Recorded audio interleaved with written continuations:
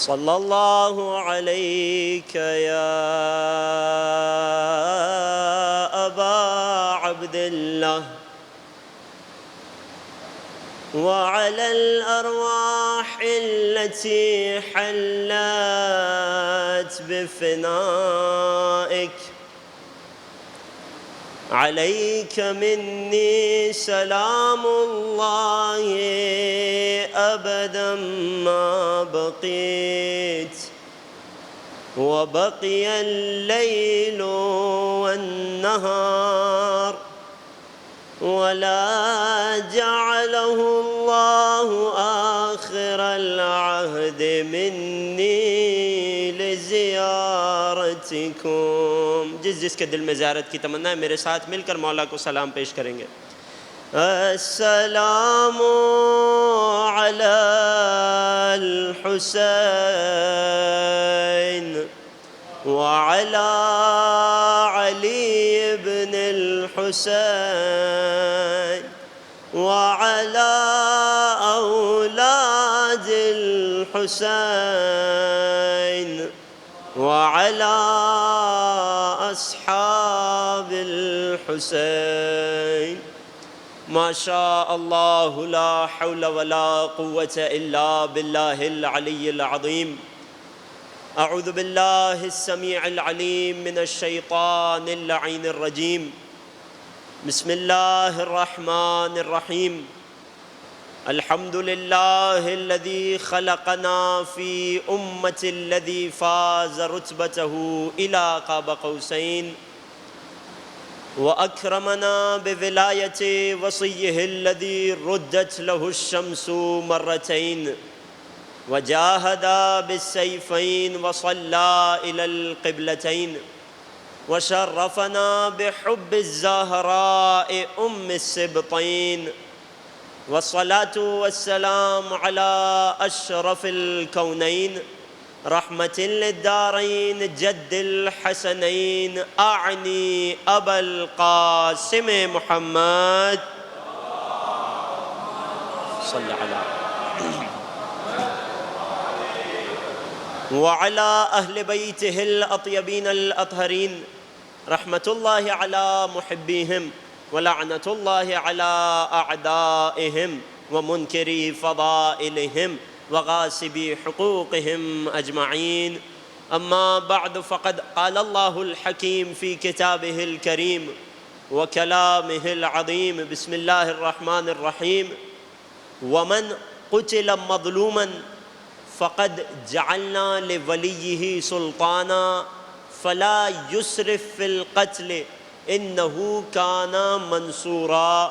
صدق اللہ العلی العظیم. ایک درود پڑھیے محمد و آل محمد پر. صلی علی محمد. عزیزان محترم، میرے نوجوان دوست، میرے بزرگان، عزاداران سید الشہداء، سلام علیکم ورحمۃ اللہ. 3 روزہ سلسلہ گفتگو کہ جس سے خطاب کرنے کا شرف حاصل ہوا، عنوان گفتگو ثار اللہ اور بقیت اللہ علیہم السلام. اللہم صلی علی محمد وآلہ. میرے بزرگان کے لیے تو یقیناً نام سے ہی عنوان واضح ہوگا، لیکن بعض افراد کے سوال پر اپنی ذمہ داری سمجھتا ہوں کہ ذرا اس نام کی توضیح پیش کرتی جائے. عزیزان محترم، ثار اللہ کس کا لقب ہے؟ جزاک اللہ. کوئی بھی جواب دے سکتا ہے، کوئی مشکل سوال تو نہیں ہے. السلام علیکہ یا ثار اللہ. ثار اللہ کس کا لقب ہے؟ سید الشہداء کا. بقیت اللہ کس کا لقب ہے؟ بقیت اللہ خیر لکم ان کنتم مؤمنین. سورہ مبارکہ ہود کی آیت. اگر تم مومن ہو، اگر تم ایمان رکھتے ہو تو بقیت اللہ تمہارے لیے بہترین ہے. خدا کا باقی ماندہ خزانہ تمہارے لیے بہترین ہے. وہ کون ہستی ہے کہ جسے خدا نے انتقام خون حسین کے لیے، یا جسے خدا نے اس روئے زمین کو عدل و انصاف سے پر کر دینے کے لیے بچا کر رکھا ہے، سنبھال کر رکھا ہے، کوئی اور نہیں، فقط میرے اور آپ کے مولا، ہمارے زمانے کی حجت حضرت آقا صاحب الزمان عجل اللہ تعالی فرجہ محمد۔ گفتگو کا موضوع ثار اللہ اور بقیت اللہ، یعنی امام حسین اور امام زمان۔ اور اگر قرآن کی زبان میں دیکھیے تو والفجر اور والعصر کا تعلق، توجہ ہے، میرے ساتھ آمادہ ہوتے جا رہے ہیں، میں بات کو آگے بڑھاتا جاؤں گا۔ لہٰذا ان 3 دنوں میں کوشش یہ ہوگی کہ اپنے معزز سامعین کی خدمت میں سید الشہداء کا اور ان کے آخری فرزند، ان کی خدا کی آخری حجت کا، وقت کے امام کا جو ایک گہرا تعلق ہے، جو ایک ارتباط ہے قضیہ حسینیت اور قضیہ مہدویت میں، وہ آپ کی خدمت میں پیش کیا جائے۔ لیکن اس سے پہلے چند جملے تمہیداً پیش کرنا ضروری سمجھتا ہوں۔ عزیزان محترم، یہ آل محمد، ان کے وجود کے 2 حصے ہیں، 2 جہتیں ہیں۔ ایک نوری جہت ہے، مجھ سے پہلے آپ عظمت اہل بیت کے موضوع پر سن رہے تھے تو یقیناً بات واضح ہوگی مومنین کے لیے۔ ایک ان کے وجود کی نورانی جہت ہے کہ جسے خدا نے آدم کی خلقت سے 40,000 نوری سال پہلے خلق کیا، کہ جو عرش خدا کے دائیں جانب تسبیح کر رہا تھا، کہ جو فرشتوں کو اللہ کی عبادت کرنا سکھا رہا تھا۔ ایک وہ نوری جہت ہے، اور ایک یہ جسدی جہت ہے کہ جس کے ساتھ اہل بیت کی روح کو، ان کے انوار کو اس دنیا میں بھیجا گیا، اس جسم میں، ظاہری مادی جسم کے پیکر میں ڈھال کر بھیجا گیا۔ اگر نورانی وجود سے دیکھیں تو یہ تمام کے تمام ایک نظر آتے ہیں۔ اولنا محمد، اوسطنا محمد، آخرنا محمد، کلنا محمد۔ پہلا بھی محمد، درمیانہ بھی محمد، آخر بھی محمد، سب کے سب محمد۔ لیکن یہ کون سی جہت سے؟ یہ نورانی جہت سے ہے، یہ کمالات کی جہت سے۔ بات کو تھوڑا اور واضح کرنا چاہتا ہوں۔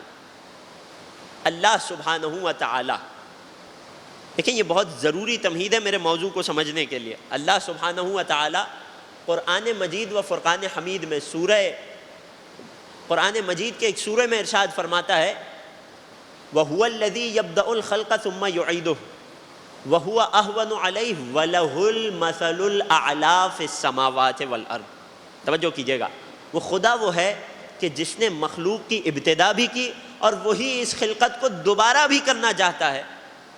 اور اگر کوئی سمجھے کہ یہ کام مشکل ہے تو آیت کہتی ہے وَهُوَ أَهْوَنُ عَلَيْهِ، یہ کام خدا پر سب سے زیادہ آسان ہے۔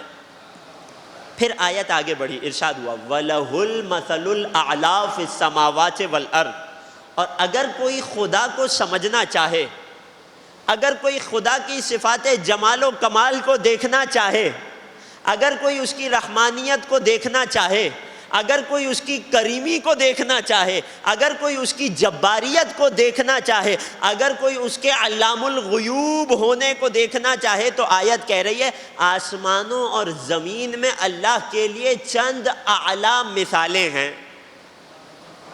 لفظ اعلیٰ نکلا ہے علی سے، توجہ ہے، چند اعلیٰ مثالیں، وَلَهُ الْمَثَلُ الْأَعْلَىٰ۔ یہ جملہ محفوظ رکھیں گے۔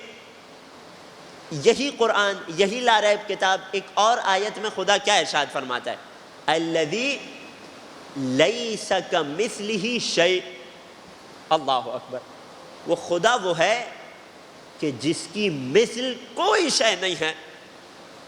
آپ ترجمہ اٹھائیے، پہلی آیت کا ترجمہ پڑھیے، وَلَهُ الْمَثَلُ الْأَعْلَىٰ فِي السَّمَاوَاتِ وَالْأَرْضِ، آسمانوں اور زمین میں اس کے لیے بہترین مثال ہے۔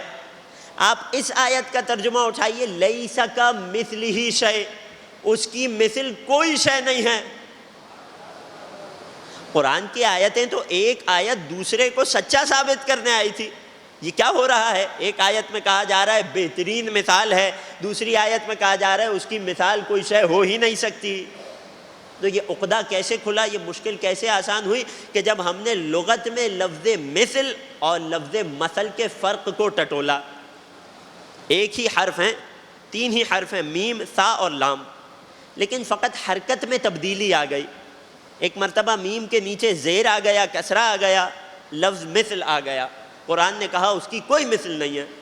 ایک مرتبہ میم پر فتحہ زبر آ گیا، لفظ مثل آ گیا، قرآن نے کہا زمین و آسمان میں خدا کے لیے اعلیٰ ترین مثل ہے۔ یہ کیا مطلب ہے؟ جب اہل لغت کو جا کر دیکھا، جب لغت میں رجوع کیا تو کیا پایا؟ لفظ مثل وہاں استعمال ہوتا ہے کہ جہاں ذات کو ذات سے تشبیہ دی جائے۔ توجہ ہے؟ اگر مجھے کہنا ہے کہ حسن اپنے بابا جیسا ہے ذات میں، تو میں کیا کہوں گا؟ حسن مثل ابی۔ حسن ذات میں، نقائش میں، نقوش میں، چہرے میں، بدن میں، رنگت میں ہو بہو اپنے بابا کی ذات جیسے ہیں۔ توجہ ہے؟ قرآن نے کیا کہا؟ لیس کمثلہ شیء۔ وہ ذات کے جو وحدہ لا شریک ہے، وہ جو صمد ہے، جو غنی مطلق ہے، جو قیوم ہے، اس کی ذات جیسی اس کائنات میں کوئی ذات ہو نہیں سکتی، کیونکہ ہر مخلوق محدود ہے، وہ خدا لا محدود ہے۔ ممبر سے توحید سننے کے تو عادی ہے نا، کوئی مشکل تو نہیں ہو رہی؟ توجہات میرے ساتھ رکھیے گا۔ تو جب مثل کی بات آئی، جب ذات میں شباہت کی بات آئی، تو کہا اس کی مثل کوئی چیز نہیں ہے۔ جب لغت میں لفظ مثل کو اٹھا کر دیکھا تو اب لغت کہتی ہے کہ جب دو اشیاء کے درمیان صفات میں، نوجوان توجہ کیجیے گا، کوالٹیز میں تمثیل دینی ہو، کوالٹیز میں شباہت دینی ہو، تو لفظ مثل نہیں، لفظ مثل استعمال ہوتا ہے۔ اللہ اکبر۔ جب زید کو اس کی شجاعت کی صفت میں شیر سے تشبیہ دینی ہو تو یہ نہیں کہہ سکتے زید مثل الاسد، زید شیر کی مثل ہے۔ کیوں؟ کیونکہ شیر کی تو دم ہوتی ہے، زید اپنی ذات میں شیر جیسا نہیں ہے۔ کیا کہا جاتا ہے؟ زید مثل الاسد، زید اپنی صفت میں شیر جیسا ہے۔ اللہ اکبر۔ وہ خدا کے جس کے لیے کہا جا رہا ہے لیس کمثلہ شیء، اس کی مثل کوئی چیز نہیں ہے، ذات میں کوئی شے اس سے شباہت نہیں رکھتی، اسی کے بارے میں کہا جا رہا ہے لہ المثل الاعلیٰ فی السماوات والارض، زمین اور آسمانوں میں اس کے لیے اعلیٰ مثل ہے۔ اس کی صفت میں چند مخلوق ہیں جو اس سے بہت زیادہ مشابہ ہیں، جنہیں خدا نے اپنی صفات کا مظہر بنایا ہے۔ اگر ابھی بھی نہ سمجھ آئے تو آل محمد کے گھر پہ جا کر دیکھ لینا، کہتے ہیں نحن المثل العلیٰ، ارے ہم ہی خدا کی بلند مثالیں ہیں۔ اللہ اکبر۔ ایک درود پڑھیے محمد و آل محمد کے آقا۔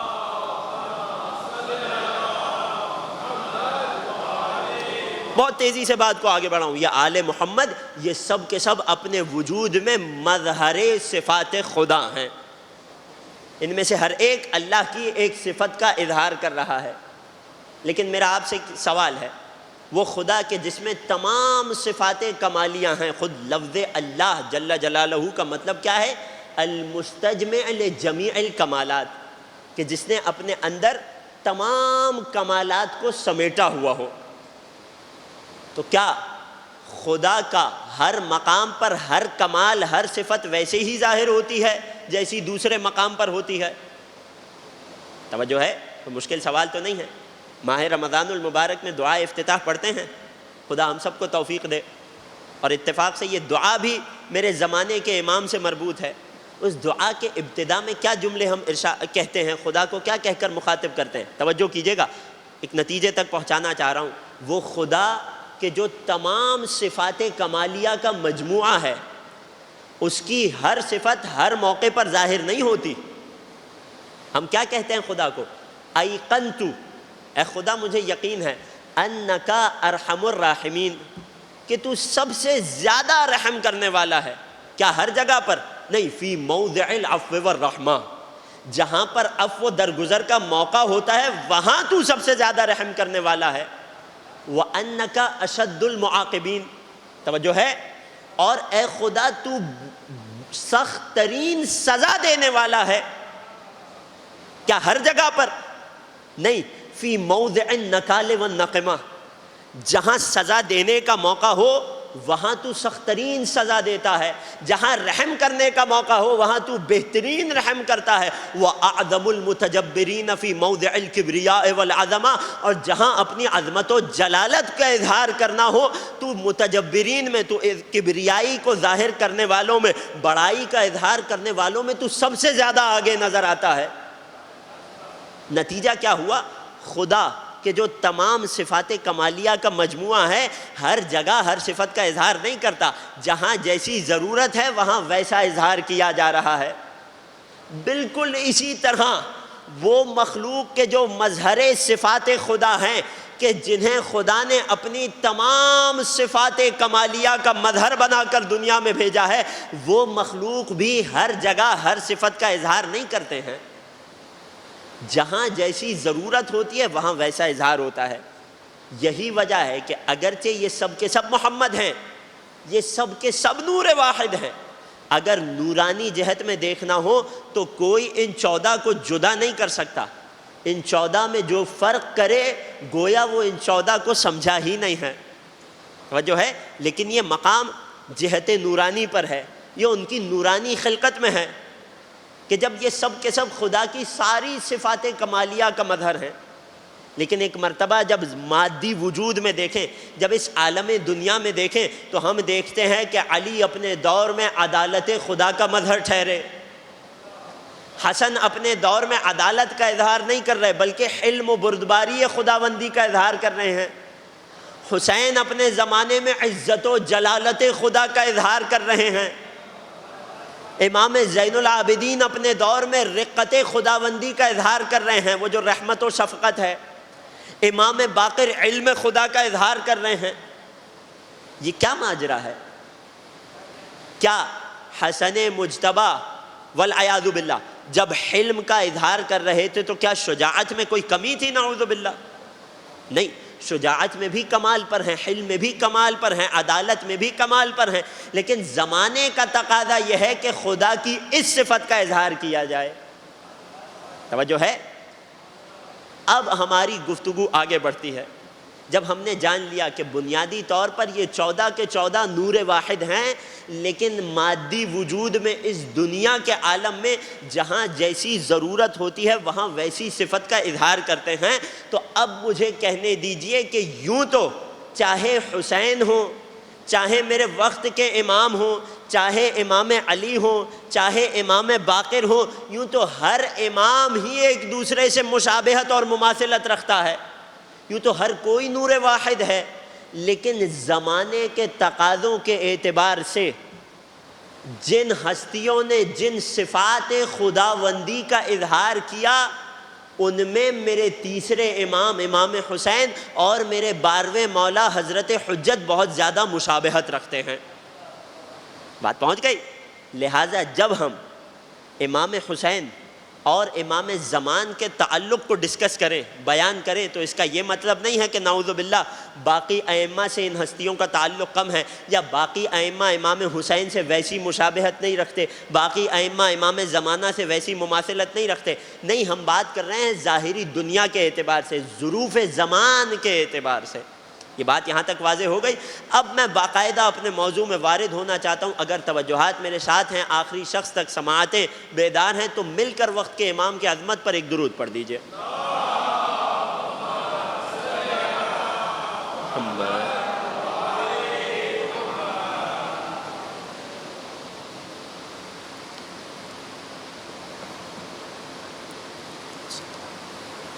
عزیزان محترم، سید الشہداء ثار اللہ اور بقیت اللہ، کیا عجیب تعلق ہے ان دونوں ہستیوں میں، کیا عجیب ارتباط ہے۔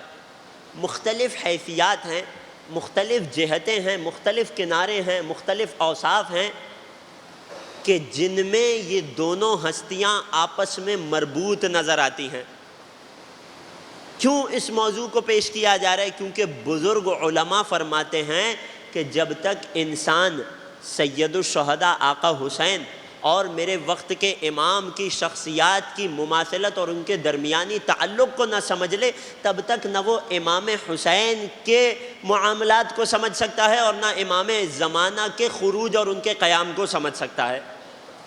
لہٰذا تاکہ حسین کی معرفت میں اضافہ ہو جائے اور تاکہ ہمیں وقت کے امام کی معرفت میں اضافہ ہو جائے، ضروری ہے کہ ان دونوں ہستیوں کی مماثلتوں کو، ان کے آپسی تعلق کو اور ان کے درمیان جو گہرا ربط ہے اسے دیکھا جائے۔ توجہات میرے ساتھ ہیں؟ میں یک کے بعد دیگرے روابط بیان کرنا شروع کرتا ہوں۔ سب سے پہلا ربط کہ خود سید الشہداء نے اس ربط سے پردہ اٹھایا، اور وہ کیا ہے کہ جب کربلا کے راستے میں ہیں اور اچانک ہمارے وقت کے امام کا 12ویں حجت کا تذکرہ ہو گیا، عجل اللہ تعالی فرجہ الشریف،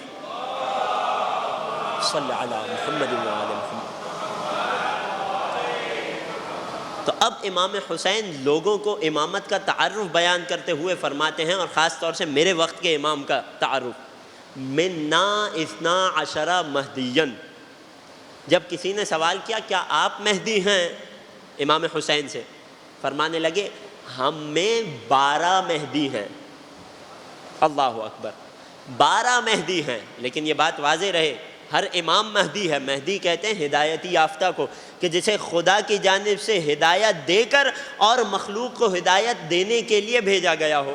ہر امام ہی مہدی ہے، لیکن ہر امام کو مہدی کہنے میں اور میرے وقت کے امام کو مہدی کہنے میں بہت فرق ہے۔ وہ مہدی ہیں عمومی معنی میں، میرے وقت کے امام مہدی ہیں خصوصی معنی میں۔ وقت ہوا تو آگے بیان ہوگا۔ امام حسین فرماتے ہیں منا 12 مہدیًا، پہلا تعلق، پہلی جہت ارتباط کی، ہم میں 12 مہدی ہیں۔ اولہم امیر المؤمنین علی بن ابی طالب، ان میں پہلے کون ہیں؟ اللہم صلی علی محمد وآل محمد۔ ان میں سے پہلے مہدی کون ہیں؟ میرے بابا علی مرتضیٰ۔ وآخرہم، اور آخری مہدی کون ہیں؟ التاسع من ولدی، یہ بہت اہم جملہ ہے اور یہی پہلا ربط ہے حسین اور مہدی میں۔ ان میں سے آخری وہ ہیں کہ جو میری اولاد میں میرے 9 بیٹے ہوں گے۔ امام حسین بتا رہے ہیں مہدی کون ہوں گے آخری؟ کہ جو میری نسل میں میری 9 اولاد ہوں گے۔ وَهُوَ الْقَائِمُ بِثَأْرِي، اور یہی میرا انتقام لیں گے، اور یہی ربط کی دوسری جہت ہے۔ دونوں پر تفصیل آئے گی۔ پہلا ربط کیا ہے کہ امام زمانہ کسی اور کی نہیں، امام حسین کی ہی نسل میں ہیں، انہی کی نسل سے ہیں۔ اصلاً تمام مسلمانوں کا اس بات پر اتفاق ہے کہ مہدی قریش میں سے ہوں گے۔ رسول کی صراحت کے ساتھ احادیث اور روایات ہیں، المہدی من قریش، مہدی قریش میں سے ہوں گے۔ یعنی کیا؟ عرب کے کسی اور قبیلے میں سے نہیں ہوں گے، نہ بنو کندا میں سے ہوں گے، نہ بنو کلاب میں سے ہوں گے، قریش میں سے ہوں گے۔ ایک اور موقع پر رسول نے فرمایا المہدی من بنی ہاشم، مہدی قریش کے اور کسی قبیلے سے نہیں ہوں گے، بنی ہاشم میں سے ہوں گے۔ کل کو ایسا نہ ہو بنو امیہ کا کوئی بادشاہ اٹھ کر دعویٰ کر دے کہ میں مہدی ہوں۔ رسول نے پہلے ہی سد باب کر دیا، مہدی بنو ہاشم میں سے ہوں گے۔ المہدی من نسل فاطمہ، اللہ اکبر، بنو ہاشم میں کسی اور قبیلے میں نہیں ہوں گے۔ کل کو بنو عباس میں سے اٹھ کر کوئی دعویٰ نہ کرے کہ میں مہدی ہوں، مہدی نسل فاطمہ میں سے ہوں گے۔ اللہ اکبر۔ بات اور آگے بڑھی، المہدی من نسل الحسین، نسل فاطمہ حسن سے بھی چلے گی اور حسین سے بھی چلے گی۔ مہدی کہاں ہوں گے؟ رسول نے بتلا دیا نسل حسین میں سے ہوں گے۔ عالم تشیع کے لیے تو امام زمانہ کا تصور اور ان کا نسب سورج کی روشنی سے زیادہ آشکار ہے، لیکن یہ غیر ہے کہ جنہوں نے رسول کی آدھی حدیثوں کو لیا اور آدھی کو چھوڑ دیا، انہوں نے یہ تو لے لیا کہ مہدی قریش میں سے ہیں، یہ تو مان لیا اکثر نے کہ مہدی نسل فاطمہ میں سے ہے، لیکن بعض کہنے لگے کہ مہدی نسل امام حسن میں سے ہوں گے۔ رسول کی آدھی احادیث کو لیا، جیسا کہ بہت سارے اور مقامات اور موضوعات میں کیا، لیکن اس حدیث کو کہ المہدی من نسل حسین، مہدی حسین کی نسل میں سے ہوں گے، اسے نہیں مانا۔ کیوں نہیں مانا؟ توجہ ہے، کیوں انکار کیا؟ کیوں کہا کہ مہدی حسن مجتبیٰ کی نسل میں سے ہوں گے؟ اور بالضبط کون ہوں گے؟ بعض نے، یہ حدیث تو آپ نے سن رکھی ہے نا رسول کی، المہدی من نسبی اسمہ اسمی، مہدی کا نام میرے نام پر ہوگا، وکنیتہ کنیتی، ان کا لقب، ان کی کنیت میری کنیت پر ابو القاسم ہوگی۔ یہاں تک حدیث صحیح ہے، تمام مسلمانوں کا اتفاق ہے، لیکن اس حدیث میں بعد میں آنے والوں نے ایک جملے کا اضافہ کر دیا۔ وہ کیا جملہ ہے؟ واسم ابیہ کاسم ابی۔ رسول سے اس جملے کو منسوب کیا کہ مہدی کے بابا کا نام میرے بابا کے نام پر ہوگا، یعنی کیا؟ عبداللہ ہوگا۔ یہ حدیث کب گڑھی گئی؟ کہ جب بنو امیہ سے حکومت بنو عباس تک منتقل ہو رہی تھی، امام زمانہ کے نسب پر بات ہو رہی ہے، اور یہ بہت اہم جز ہے ہمارے عقیدے کا، کیونکہ اگر یہ نسب ثابت ہو گیا تو امام زمانہ کی ولادت بھی ثابت ہو جاتی ہے، اگر ولادت ثابت ہو جائے تو غیبت اور امامت بھی ثابت ہو جاتی ہے۔ لہذا توجہات میرے ساتھ رکھیے گا۔ بعض نے کیا کہا کہ مہدی نسل حسن میں سے، کیوں کہا؟ کیونکہ جب حکومت، تھوڑا سا تاریخ سنتے جائیے، جب حکومت بنو امیہ سے بنو عباس میں منتقل ہو رہی تھی تو بنو عباس میں اتنی طاقت نہیں تھی کہ تنہا اس تخت کو چھین لیتے، لہٰذا اسے حاصل کرنے کے لیے انہوں نے آل محمد میں سے بعض افراد کو، اور خاص طور سے حسنی سادات کو اپنے ساتھ ملا لیا۔ بات واضح ہو رہی ہے؟ امام حسن کے بیٹے ہیں حسن مثنی، حسن مثنی کے بیٹے ہیں عبداللہ، اور اس عبداللہ کے فرزند ہیں محمد۔ اب کچھ پردہ ہٹ رہا ہے تاریخ کے اندرازوں سے۔ یہ محمد بن عبداللہ ان لوگوں میں سے ہے کہ جن کا لقب نفس زکیہ بھی ہے، یہ ان لوگوں میں سے ہے کہ جو ابتدا میں بنو عباس کے ساتھ تھے۔ آل حسین میں جو ائمہ تھے، پانچویں امام، چھٹے امام، انہیں سمجھاتے رہے۔ اب یہ ایک الگ پورا تفصیلی موضوع ہے کہ جو کیا وہ اطاعت تھی یا معصیت تھی، جو کیا وہ صحیح کیا، آل محمد راضی تھے ناراض تھے، یہ ایک تفصیلی موضوع ہے، کسی اور دن رکھتے ہیں، بڑا پیچیدہ تاریخی موضوع ہے۔ لیکن بہرحال چھٹے امام بار بار اپنے بھائیوں کو، نسل حسن نسل حسین کے بھائی ہیں، چھٹے امام اپنے بھائیوں کو بتاتے رہے، اور اس دور کے عام سادہ لو مومنین کو بتاتے رہے کہ یہ فقط آل محمد کے نام کا استعمال ہو رہا ہے، اور ایک مرتبہ جب انہیں حکومت مل جائے گی تو یہ آل محمد کے بنو امیہ سے زیادہ بدتر دشمن ہو جائیں گے۔ لیکن ظاہر ہے اس وقت کا مومن نہیں سمجھ پایا، سادہ لو تھا۔ تو اس موقع پر بنو عباس کا جو پہلا حاکم تھا ابو العباس صفاح، یہ سادات حسنی اس کے ساتھ حکومت کا تختہ الٹنے میں شریک تھے، اور انہی سادات حسنی کے نام کو استعمال کیا گیا، اور انہی کے نام پر آل محمد کے پرچم کو بلند کیا گیا، اور وہی اس حدیث کو گڑھا گیا کہ یہ جو محمد بن عبداللہ بن حسن مجتبیٰ ہیں، یہ کون ہیں؟ یہ وہی وقت کے مہدی ہیں۔ ان کا نام تو رسول کے نام پر تھا، لیکن ذرا لوگوں کے ذہنوں میں شباہت کو اور پختہ کرنے کے لیے، عقیدے کو اور راسخ کرنے کے لیے کیا کیا گیا؟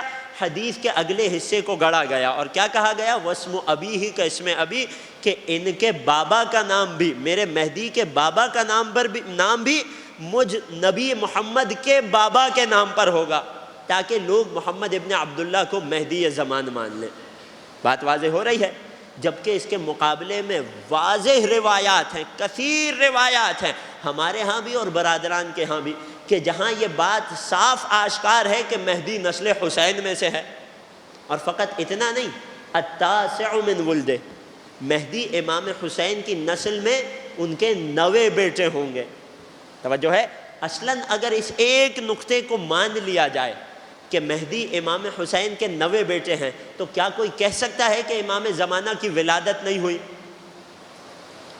میرا آپ سے سوال ہے، اگر اس حقیقت کو مان لیا جائے کہ مہدی نسل حسین میں ہیں، تو حدیث کے اس حصے کو بھی ماننا پڑے گا کہ مہدی حسین کی 9 اولاد ہیں، اور اگر 9 اولاد ہیں تو یقیناً ولادت ہو چکی ہے، اور اگر ولادت ہو چکی ہے تو کس کے گھر ہوئی ہے؟ 8ویں بیٹے حسن عسکری کے گھر ہوئی ہے۔ توجہ ہے؟ اور اگر اسے مان لیا، مسلمانوں میں مورخین میں کثیر تعداد ہیں، 100 سے زیادہ حوالے اس وقت اس ناچیز کے ناقص مطالعے میں ہیں، کہ جہاں لوگوں نے، مورخین نے اس بات کو تسلیم کیا کہ حسین کے 8ویں فرزند حسن عسکری کے گھر بیٹے کی ولادت ہوئی، لیکن انکاری کس بات کے ہیں؟ کہ یہ جو بیٹے کی ولادت ہوئی ہے یہی مہدی آخر الزمان ہے، یہی وقت کا امام ہے۔ ایک چھوٹی تعداد، ایک چھوٹا گروہ انہوں نے کیوں انکار کر رکھا ہے؟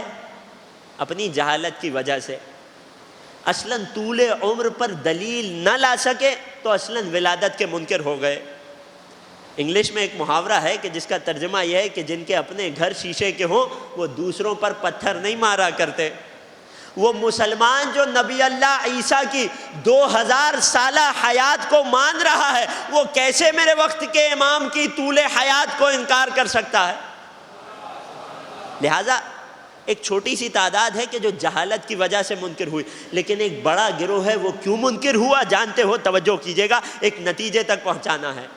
اگر وہ اس بات کو تسلیم کر لیتے، توجہ آخری شخص تک، اگر اس بات کو تسلیم کر لیتے کہ حسین کے 8ویں فرزند حسن عسکری کے گھر جس بیٹے کی ولادت ہوئی ہے وہی مہدی آخر الزمان ہے، وہی وہ آخری حجت ہے کہ جس کی بشارت رسول نے دی تھی، تو کیا ہوگا؟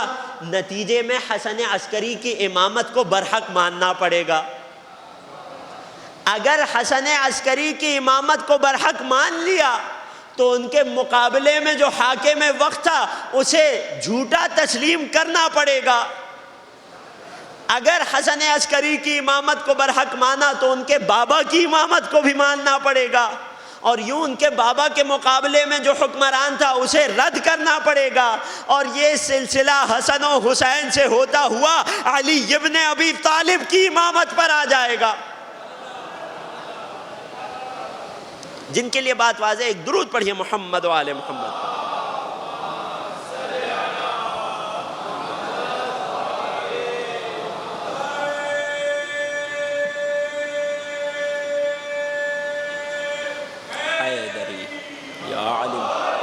بہت تیزی سے لہٰذا لوگوں نے حل کیا نکالا کہ اصلاً یا تو ولادت کا انکار کر دو، یا اگر ولادت کے تاریخی شواہد ناقابل انکار ہو جائیں تو جس مولود کی ولادت ہوئی ہے، جو حسین کا نواں فرزند آیا ہے اس دنیا میں، اس کی امامت کا انکار کر دو۔ لیکن دنیا نور خدا کو جتنا چھپانا چاہے، خدا اپنے نور کو ظاہر کر کے رہتا ہے۔ حسین اور میرے وقت کے امام میں، ثار اللہ اور بقیت اللہ میں پہلا ربط اور تعلق یہ ہے کہ بقیت اللہ کو اللہ نے حسین کی نسل میں رکھا ہے، اور یہیں سے میں بغیر کسی توقف کے دوسرے ربط کی طرف آ جاتا ہوں، اور جس قدر دامن وقت میں گنجائش ہوئی آج بیان کروں گا، اور یہیں سے سلسلہ گفتگو کو کل سے جوڑ دوں گا انشاءاللہ العزیز۔ دوسرا اور اہم ربط اور تعلق، وہ تعلق یہ ہے کہ جب میرے وقت کے امام ظہور فرمائیں گے، خدا ان کے ظہور میں تعجیل فرمائے اور ہمیں ان کے اعوان و انصار میں، مددگاروں میں شامل فرمائے۔ جب میرے وقت کے امام ظہور فرمائیں گے، کیا کام کرنے کے لیے تشریف لائیں گے؟ یملأ الارض قسطا وعدلا، اس روئے زمین کو عدل و انصاف سے بھرنے کے لیے آئیں گے۔ لیکن اس کے باوجود جب وہ تشریف لائیں گے تو ان کا نعرہ کیا ہوگا، ان کا شعار کیا ہوگا؟ وہ شعار روئے زمین کو عدل و انصاف سے بھرنا نہیں ہوگا، وہ شعار آل محمد کے حق کا مطالبہ نہیں ہوگا، بلکہ جب میرے مولا تشریف لائیں گے تو کیا نعرہ بلند فرمائیں گے؟ یا لثارات الحسین، حسین کے انتقام لینے والے میرے ساتھ آ جائیں۔ اللہ اکبر! کیا عجیب تعلق ہے حسین میں اور میرے وقت کے امام میں کہ جب تشریف لائیں گے، ظہور فرمائیں گے تو نعرہ حسین کے نام کا لگائیں گے، اپنا تعارف حسین کے نام سے کروائیں گے۔ اور یہی امام حسین نے بھی فرمایا تھا نا، وَهُوَ الْآخِذُ بِثَارِي، یہ جو میری نسل میں نواں بیٹا ہے کہ جو مہدی آخر ہے، یہی میرے خون کا انتقام لینے والے ہیں۔ اللہ اکبر! ایک بڑی ہی لطیف حدیث آپ ایام عزا کی ابتدا میں سنتے ہیں، ابن شبیب کی روایت کو سب نے سن رکھا ہے نا، ان کنت باکیا لشیء فابکی علی الحسین فإن البکاء علیہ یخط الذنوب العظام۔ پوری تفصیلی روایت میں ایک مرتبہ میرے مولا رضا، میرے 8ویں سرکار، ابن شبیب کو مخاطب کر کے کہتے ہیں، اے ابن شبیب، ان سرک ان تکون فی غرف المبنیۃ لنا، اے ابن شبیب، اے شبیب کے بیٹے، اگر چاہو کہ جنت میں ان غرفوں میں، ان کمروں میں، ان مقامات پر رہو کہ جو آل محمد کے لیے تعمیر کیے گئے ہیں۔ اللہ اکبر! اس سے بڑھ کر بھی کیا کوئی کچھ چاہ سکتا ہے؟ امام رضا ہمیں حل بتا رہے ہیں، آخری شخص تک توجہ کیجیے گا، اور آج کے بعد جب بھی امام حسین کو یاد کریں یہ جملے دہرائیے گا۔ میرے 8ویں مولا فرماتے ہیں اگر میرے جد حسین اور ہم آل محمد کے ساتھ رہنا چاہو، متى ما ذکرت الحسین، جب حسین کی یاد آئے کیا کہو؟ یا لیتنی کنت معک فافوز معک، کاش میں آپ کے ساتھ ہوتا تو میں بھی کامیاب ہو جاتا۔ یہ حدیث یہاں رکتی نہیں ہے، یا لطارات الحسین تک لانا ہے۔ حدیث آگے بڑھتی ہے، امام رضا ابن شبیب کو مخاطب کر کے فرماتے ہیں اے فرزند شبیب، جب روز عاشور تھا، وَلَقَدْ اسْتَأْذَنَ 4,000 ملک، 4,000 فرشتوں نے اللہ سے اجازت طلب کی کہ وہ روئے زمین پر اتر کر کربلا کے میدان میں حسین کی نصرت کرے اور دشمنان حسین کو نیست و نابود کر دے۔ مصلحت الہی کا تقاضا یہ تھا، حسین اور خدا کے درمیان معاملہ کچھ ایسا تھا کہ ان فرشتوں کو اجازت نہیں دی گئی، ان فرشتوں کو روکے رکھا گیا، یہاں تک کہ جب ان فرشتوں کو اجازت ملی اور وہ فرشتے روئے زمین پر آئے، کربلا پر آئے، تو کیا دیکھا؟ قد قتل الحسین، امام حسین قتل ہو چکے تھے۔ تو اب ان 4,000 فرشتوں کا کیا ہوا؟ کیا وہ دوبارہ آسمان پر لوٹ گئے؟ نہیں۔ امام رضا فرماتے ہیں آج بھی وہ فرشتے حسین کی قتل گاہ میں ہیں، وَهُمْ شَعَثٌ غبر، غبار آلود حالت میں ہیں، اور وہ فرشتہ، وہ مخلوق کہ جس نے حسین کو قتل گاہ میں دیکھا ہو، میں مصائب سے دور ہوں، وہ کیسے پھر چین اور سکون سے رہ سکتا ہے؟ ان فرشتوں کا کام کیا ہے؟ وہ فرشتے صبح و شام حسین پر گریہ کرتے رہتے ہیں، حسین کے خدا کی تسبیح کرتے رہتے ہیں، حسین کے زائرین کے لیے استغفار کرتے رہتے ہیں، یہاں تک کہ امام رضا فرماتے ہیں جب ہمارے قائم ظہور فرمائیں گے تو یہ 4,000 فرشتے قائم کے مددگاروں میں سے ہو جائیں گے، اور ان کا نعرہ کیا ہوگا؟ یا لثارات الحسین، ہم حسین کے خون کا انتقام لینا چاہتے ہیں۔ اللہ اکبر، عجیب بات ہے۔ اور یہی ربط اور یہی تعلق میں نے سرنامہ کلام کی آیت میں بھی آپ کی خدمت میں پیش کیا۔ تھک کر تو نہیں سن رہے ہیں، چند جملے میں مسجد مصائب سے بہت نزدیک آ گیا۔ سرنامہ کلام سورہ مبارکہ بنی اسرائیل کی 33ویں آیت پڑھی۔ آیت کیا کہتی ہے؟ وَمَنْ قُتِلَ مَظْلُومًا، جسے اس دنیا میں مظلوم قتل کیا گیا، فَقَدْ جَعَلْنَا لِوَلِيِّهِ سُلْطَانًا، حسین اور مہدی میں دوسرا گہرا تعلق، ہم نے اس مظلوم کے ولی کو اس کا مظلوم کا وارث قرار دے دیا ہے۔ اب یہ مظلوم کے خون کا انتقام لے گا، انہو کان منصورا، اور اس والی اور وارث کی مدد کی جائے گی۔ آیت میں ایک مظلوم ہے، ایک ولی ہے اور ایک منصور ہے۔ میرے 5ویں آقا و مولا امام محمد باقر علیہ الصلاۃ والسلام،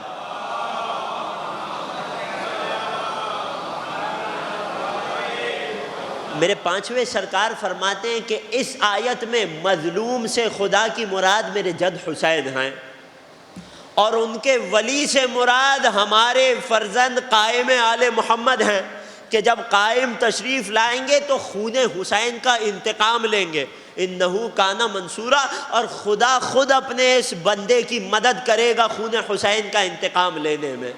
اللہ اکبر، توجہ ہے۔ اب یہاں ایک سوال ہے، یقیناً شریعت نے کسی عزیز کو، کسی بیٹے کے باپ کو قتل کر دیا جائے تو بیٹے کو خون بہا لینے کا حق ہے، انتقام لینے کا حق ہے۔ وہ بیٹا باپ کا انتقام کیوں لیتا ہے؟ اپنے باپ کی محبت میں، اپنے باپ کی الفت میں، اس کے عزیز کو قتل کیا گیا ہے۔ کیا فقط یہی وجہ ہے کہ میرے وقت کے امام جب ظہور فرمائیں گے تو اپنے بابا حسین کے خون کا انتقام لیں گے؟ نہیں عزیزوں، فقط نسبی رشتہ داری، قرابت داری کی وجہ سے یہ انتقام نہیں لیا جا رہا، بات اس سے بہت زیادہ بڑھ کر ہے۔ اللہ اکبر، حسین کا قتل فقط ایک عام انسان کا قتل نہیں تھا کہ کل کو اس کا وارث اٹھ کر انتقام لے لے، یہ در حقیقت حجت خدا کا قتل تھا۔ لہذا اب خون بہا کی ذمہ داری، انتقام کی ذمہ داری کس کے اوپر ہے؟ خود اللہ عز و جل کے اوپر ہے۔ ابھی بھی نہیں پہنچے، زیارت عاشورہ میں کیا کہتے ہیں؟ السلام علیک یا ثار اللہ وابن ثارہ، ثار اللہ پر میرا سلام۔ ثار اللہ کسے کہتے ہیں؟ وہ کہ جس کے خون کا انتقام خود اللہ سے لینا ہو۔ اب ذرا سمجھیے گا کہ میرا وقت کا امام آ کر کیا عظیم کام کر رہا ہے۔ وہ کام کہ جو خدا کا تھا میرے وقت کے امام سے لیا جا رہا ہے۔ اللہ اکبر، بات پہنچ رہی ہے؟ حسین کا انتقام ولی خدا کا قتل ہے، یہ ذمہ داری خدا کے اوپر ہے، یہ انتقام خدا کے اوپر ہے، خدا وارث حسین ہے۔ لیکن یہ انتقام کے جو خدا کا فعل تھا وہ کس سے لیا جا رہا ہے؟ میرے وقت کے امام سے لیا جا رہا ہے۔ اللہ اکبر، السلام علیک یا ثار اللہ وابن ثارہ۔ اور یہیں سے میں بات کو آج روک رہا ہوں۔ میرے امام زمانہ اپنے جد حسین کے منتقم ہیں، یہ دوسری جہت شباہت ہے، یہ دوسرا تعلق ہے امام حسین اور امام زمان میں۔ اب یہاں ایک بنیادی سوال اٹھتا ہے، امام حسین کو کس ہجری میں قتل کیا گیا؟ 61 ہجری میں، 61 ہجری میں۔ کیا ان کے قاتل اب تک زندہ ہیں؟ کیا ان کو قتل کرنے والے ظہور امام تک زندہ ہوں گے؟ نہیں، وہ تو واصل جہنم ہو چکے۔ تو اب امام زمانہ جب تشریف لائیں گے تو کس سے قتل حسین کا انتقام لیں گے؟ سوال واضح ہے، سوال اہم ہے۔ یہ جو امام زمانہ ثار اللہ کے خون کا انتقام لے رہے ہیں، یہ جو کار خدائی انجام دے رہے ہیں خون حسین کا انتقام لے کر، یہ کس سے قتل حسین کا انتقام لیں گے؟ اس سوال پر آج اس گفتگو کو روکے جا رہا ہوں۔ کل یہی سے بات کا آغاز ہوگا، کس سے انتقام لیا جائے گا، اور خود امام زمانہ کی جنگ میں اور ان کے جد حسین کی جنگ میں کیا عجیب تعلق اور تشابہ ہے، کیا عجیب شباہتیں ہیں۔ کل گفتگو کے معیار کو تھوڑا سا بلند کر کے ذرا اکیڈمک بات کی جائے گی۔ میرے نوجوان خاص طور سے آمادہ کر کے آئیے گا خود کو، تھوڑی سی مشکل باتیں سننے کے لیے روایات اہل بیت کی روشنی میں۔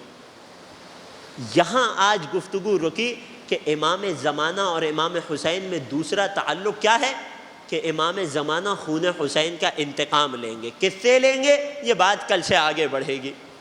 السلام علیک یا ثار اللہ وابن ثارہ، یہ شباہت ہے حسین اور امام زمانہ میں، اور شباہت آگے بھی بڑھتی ہے۔ زیارت کے اگلے جملے کیا ہیں؟ والوتر الموتور اجرکم علی اللہ، جزاکم اللہ، کہ اے حسین آپ کون ہیں؟ آپ وتر موتور ہیں۔ جانتے ہیں عزیزوں، جس طرح سے حسین وتر موتور ہے، اس طرح میرا وقت کا امام بھی وتر موتور ہے۔ اللہ اکبر۔ اور یہ تیسری شباہت، وتر کسے کہتے ہیں؟ کہ جسے تنہا چھوڑ دیا گیا ہو، جو غریب ہو۔ اللہ اکبر۔ حسین کی غربت کو تو آپ سب نے سن رکھا ہے نا، کبھی خدا نے توفیق دی تو میرے وقت کے امام کی غربت کو بیان کروں گا۔ کتنا غریب ہے میرا وقت کا مولا۔ جس طرح سے حسین اپنے زمانے میں وتر تھا، میرا وقت کا امام بھی وتر ہے۔ موتور کسے کہتے ہیں؟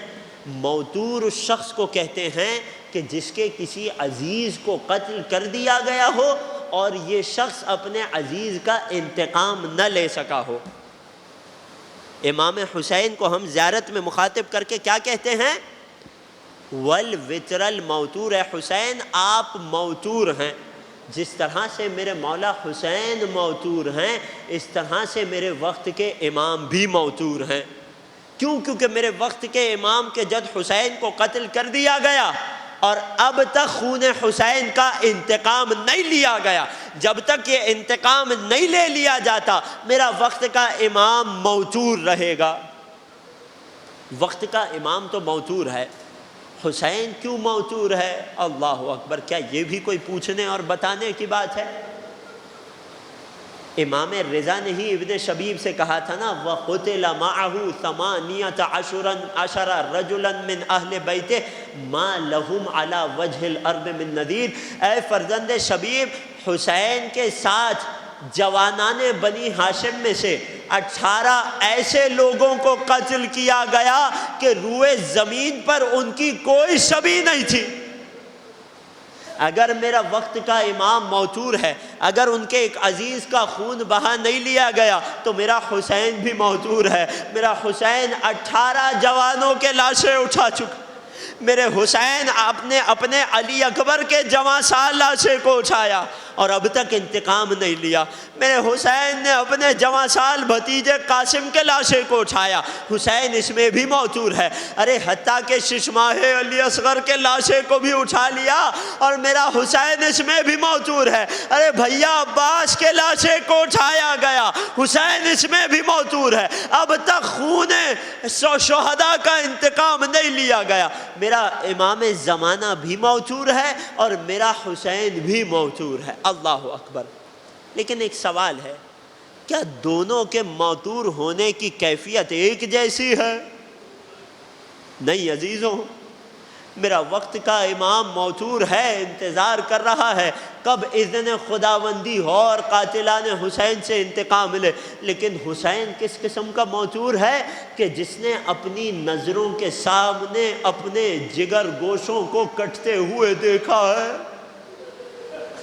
اجرکم علی اللہ۔ گریے کی صدائیں بلند ہو گئی، آپ سن کر رو رہے ہیں۔ میرا چوتھا امام انہی مصیبتوں پر تو رویا کرتا تھا نا، یہی تو مصائب تھے نا کہ جو میرے چوتھے امام کو رلا رہے تھے کہ جب کسی نے سوال کیا مولا کب تک روئیے گا، جواب دیا ارے یعقوب کا ایک یوسف آنکھوں سے اوجھل ہو گیا تھا، 40 برس تک روتے رہے۔ کتنا روئے، وَابْيَضَّتْ عَيْنَاهُ مِنَ الْحُزْنِ وَهُوَ كَظِيمٌ۔ یوسف بچھڑے تھے، زندہ تھے، یعقوب اتنا روئے کہ آنکھیں سفید ہو گئیں۔ مجھ سید الساجدین کی نظروں کے سامنے میرے 18 بھائیوں کو قتل کر دیا گیا۔ ارے سید سجاد کیوں نہ روئے؟ اجرکم علی اللہ، اجرکم علی الزہراء۔ گریے کی صدائیں بلند ہو رہی ہیں۔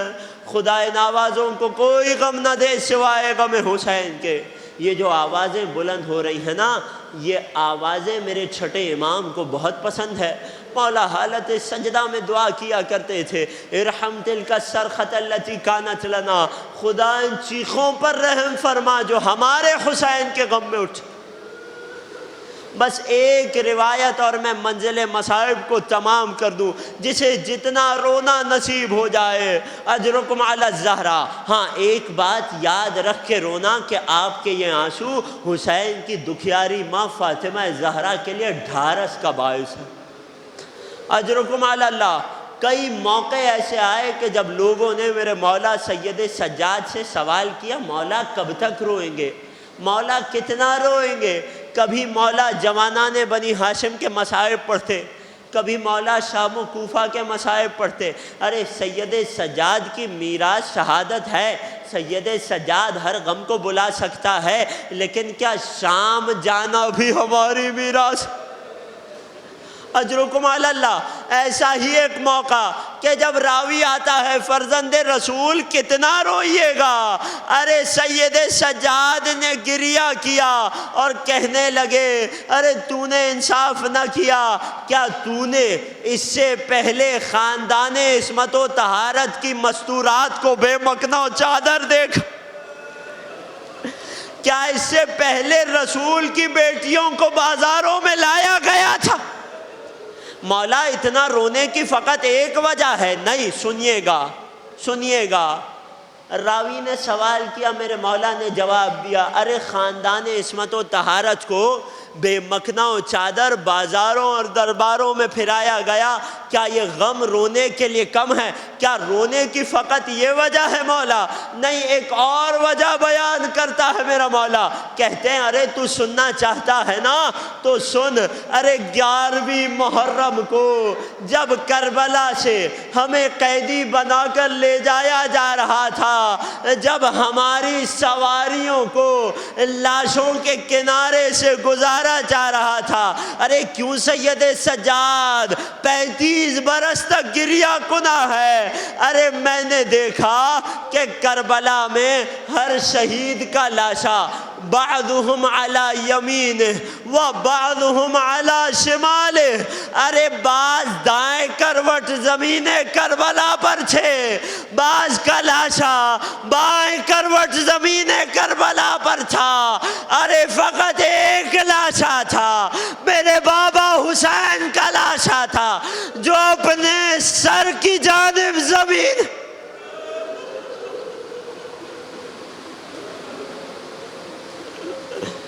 اجرکم علی اللہ اجرکم علی الزہرا، سجاد کو اپنے بابا کے لاشے کی یہ صورت،